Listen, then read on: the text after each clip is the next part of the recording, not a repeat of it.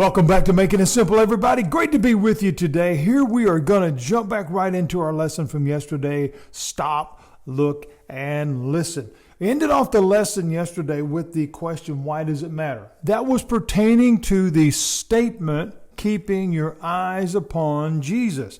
And I said that the key word to all of that is keeping. Why? What difference does that make? Are we talking about mere religion or absolutely not. When we go back to understand who he is the author, the perfecter, the creator of everything that we believe. When we take our eyes off of that, we can equate that to losing a connection, if you will. We think about Wi-Fi, we think about our, cell phone connection or the plug in the wall, whatever. When those things are no longer connected in the way that causes them to function, then indeed the function being performed, it doesn't work anymore. The call is dropped, the signal is lost, the light is out. We can look at that in so many different ways. Keeping, that's a very important word when we look at our relationship with Christ, walking with him, following him, all the different, statements and words that we can think of. But what's important is the word keeping. In other words, consistently being connected. Why does that matter? When we look at illustrations, we think of Peter walking on the water. As long as he kept his eyes on Jesus, he could do the impossible. He could do the unreasonable, the unimaginable, if you will, the supernatural. He too could walk on water. But the minute he took his eyes off of Jesus, what happened? Well, he went down like we would. When we look at life, we think of keeping our eyes upon Jesus, the author, the creator, the perfecter, the finisher, all of these things of what we believe. Wouldn't it make sense that if indeed he is the one that I'm following, I would watch what he's doing? I would stay connected. I would keep my eyes on him. Oftentimes when we look at life and we find all the different ups and downs and the ins and outs, and we fail, we stumble, all those different things along the way, what we find consistently is in those moments, if indeed we will stop, look, and listen, we'll see the same problem consistently across the board. I didn't keep my eyes on Jesus. It's like a receiver in the Super Bowl. Okay, if he's not keeping his eyes on what? The ball, the objective of the game, he didn't catch it. No matter how good the quarterback is, no matter how fast the guy can run, if you don't keep your eyes on the ball, it doesn't work. As believers, we have to stay connected to our source, friends. The author of our faith, the perfecter of our faith, the one that finishes everything. This journey that we're on called life, it's not easy. And that is not just a blanket statement. It's not. And that applies to everybody across the board. That is one place where everybody's on the same playing field, and that does not have any exemptions. It doesn't matter if it's the CEO in the penthouse or the poor guy that's living on the street. Life is not always easy, all right? And especially if we don't have our eyes where they belong, if we're not connected to our source. The strength that we need, the endurance that we need can only come from the one who gave it to us. But do we depend on that? Do we draw from that? The strength of our walk is measured, as the author says here, by the cloud of witnesses around us. Okay, wait a minute, Pastor. Are you telling me that I need to be concerned about being judged by those that are watching me? No, not at all. Here's where our concern should be. Are others seeing Jesus in me when I'm running my race? You see, friends, fingers of judgment are all over the place, all over the place.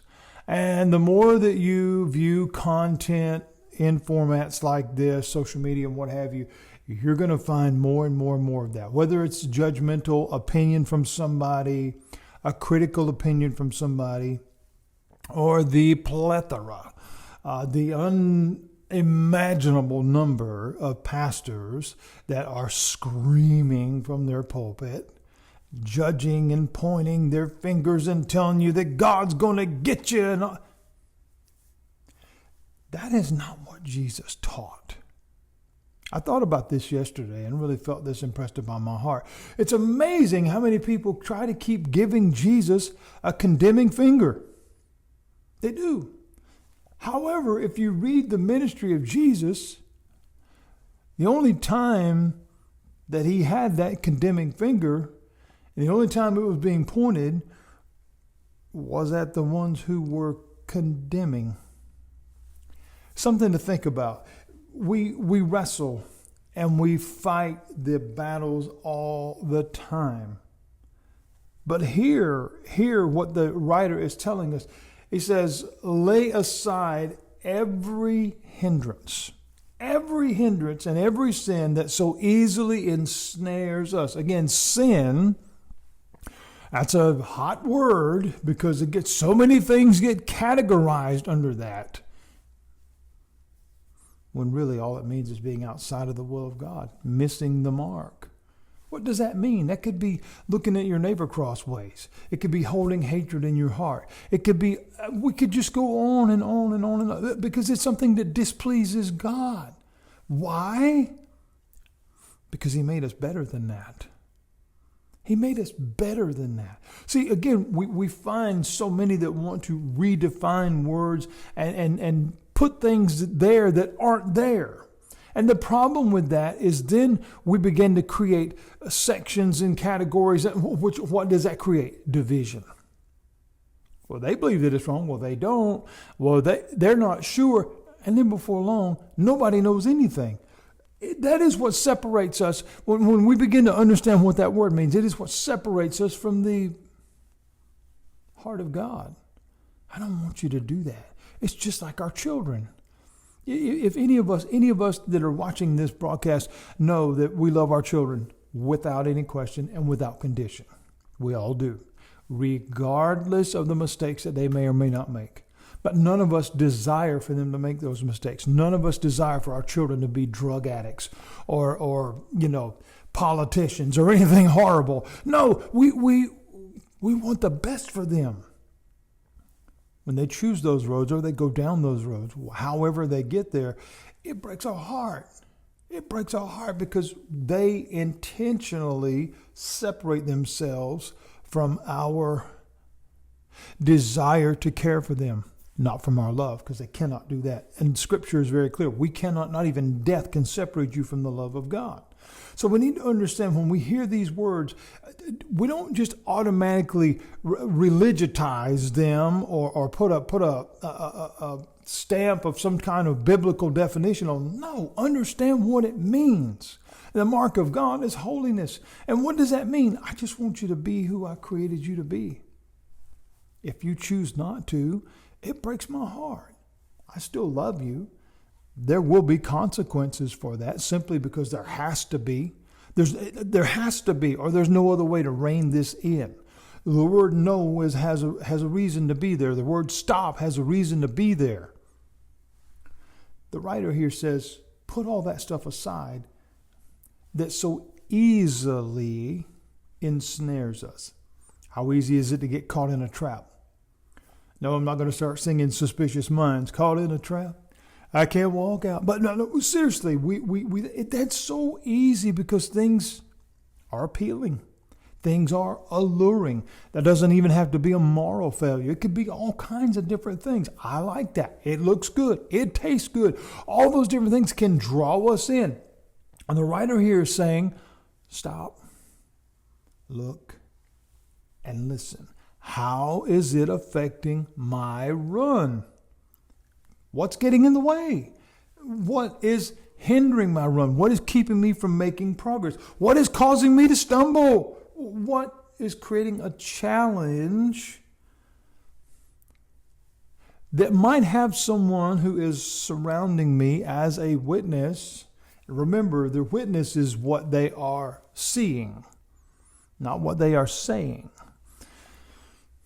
When someone sees my witness, is there anything that will cause them to say, I don't see Jesus in you?